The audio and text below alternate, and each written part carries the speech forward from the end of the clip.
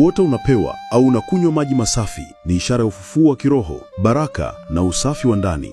Maji safi katika ndoto mara nyingi huwakilisha maisha mapya, afya ya kiroho na mwili, au kuondoa vizuizi vya kiroho vilivyokuwa vikiathiri maisha yako. Ndoto hii ni ishara kwamba Mungu anakuinua na kukuandaa kwa mafanikio, ulinzi na baraka zisizo na kikomo. Sababu au dalili: 1. Kuota unakunywa au kupewa maji masafi mara kwa mara. 2.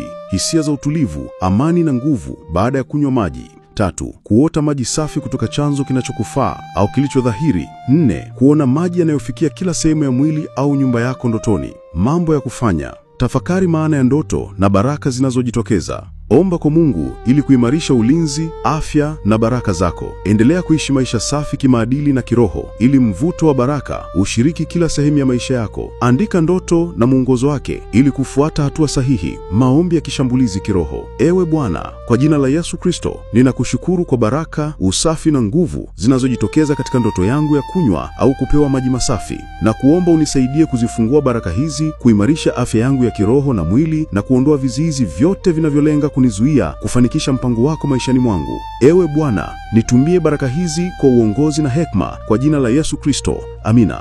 Wasiliana nami kwa msaada wa kiroho, fasili za ndoto, ushauri na maombi. Namba ya WhatsApp ipo kwenye bio. Prophetic Galila.